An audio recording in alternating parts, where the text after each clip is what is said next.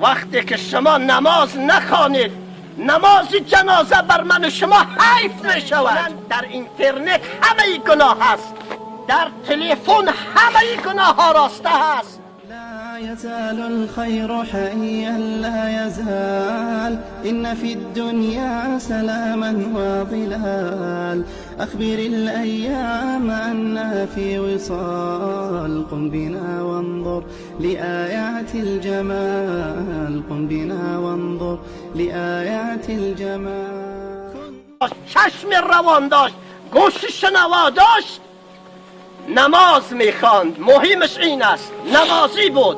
مردمی عزیزی از غلام، نماز بخوانید قبل از اینکه بر شما نماز بخوانم. وقتی که شما نماز را ضایع میکنید، ضایع هست بر شما نماز خواندن. نماز بخوانید تا نماز بر شما صحیح بشه. امروز حق این میت است که برایش نماز بخوانیم، چون در قید حیاتش بود، نمازی بود. جوانان، نوجوانان، ریش سفیدان محترم، نماز اولین ستون دین است. بنی الاسلام علی خمسین: الشهاده و اقام الصلاة و اقام الصلاة. محمد رسول الله صلی الله علیه و سلم فرمودند نماز بخوانید قبل از اینکه بر شما نماز خوانده شود. وقتی که شما نماز نخوانید، نماز جنازه بر من و شما حیف می شود. نماز جنازه لایق و سزاوار اون بنده خدایی است که در زندگیش نماز داشت و در زندگیش نماز را پیاده داشت. این انسان نمازی بود، این انسان با طاعت و عبادت بود، این انسان بردگی و بندگی خدا را بر دوشش داشت و این انسان با کوهی است طاعت و عبادات و بندگی و بردگی.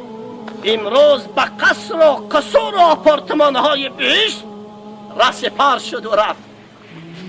الله رب العزت روز قیامت ایشان را در بهترین صفهای زنهای صدر اسلام از جمله خدیجه الکبری، عایشه طاهره، زینب ها و حفصه ها و سمیه ها حشر و نشر بفرماید و عظیم قصر و قصور و آپارتمان های بهشت بگرداند.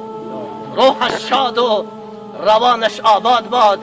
الله رب العزت دریچه از بهشت را از قبرش برایش باز میکند تا قیام قیامت، تا دمیدن صور حضرت اسرافیل.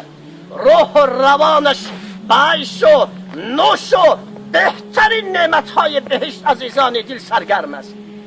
الله رب العزت ما زنده ها را توفیق عمل عزیزان دل قبل از مرگ عنایت فرماید. صاحب میتم عزیزان دل اینجا حضور دارد، پیش امامان مسجد هم اینجا حضور دارند، مخلصین بالاخره این وادی اینجا حضور دارند.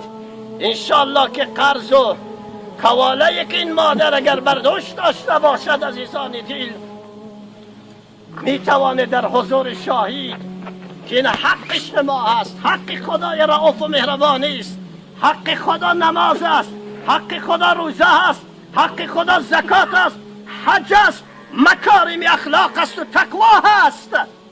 اگر کوتاهی داشته باشد خدا غفور و رحیم است. الحمدلله رب العالمین الرحمن الرحمن الرحمن الرحیم مالک یوم الدین. اون را حواله به مالک یوم الدین می‌سپاریم. اما امروز اگر قرضی دار باشد، طلبگار هستید، در حضور شاهدان اعلان بفرمایید حق شما هست، حق شما باید پرداخت بشد، بعدم باید تشییع جنازه خوانده بشد. اگر ندارید عزیزان دل، جنازهش بالاخره با یکی از دوستان و یکی از بزرگان بالاخره این وادی خوانده می شود و ما هم بالاخره به نیت اخلاص و تقوایی که چقدر نان و نمک از این مادر من خوردگی هستم و چقدر امیدوار بودم عزیزان دل. اینها در حق ما دعا میکردند، دعاگو بودند. یکی از دعاگویان ما در همین منطقه همین مادر بود. اینها اخلاص داشتند، اینها عزیزان دل نسبت علما بالاخره حسن نیت، حسن ادب، حسن اخلاق داشتند. اینها انگوش شمار در وادی از غلام ماندگی هستند. یکی همین بود که امروز رفت و املاک را ندیده بودند، با گناه آشنا نبودند. این مادران و این خواهرانی که در قبل 6 سال 70 سال 80 سال عمر دارند، در مقابل خواهران و مادران و دختران الان، اینها به منزله فرشته هستند. عزیزان دید، اینا گناه را ندیدند، با گناه آشنا نبودند، گناه را نشناختند، لذت گناه را ندیدند، رفتند به ملاقات خدا. اما زنان این زمان اگر مستقیما گناه نمی کنند، در اینترنت همه گناه هست، در کامپیوتر همه گناه هست، در تلفن همه گناه ها راسته هست. همه گناه لذتشان را از اینترنت و کامپیوتر و از وسایل و مسائل پیشرفته روزی عزیزان دل می چشند و بهره‌مند میشند. خدای رؤوف و مهربان خانه قیامتش را آباد بفرماید، قبرش را پرنور بفرماید و قبرش را باغی از باغهای بهشت برایش بگرداند.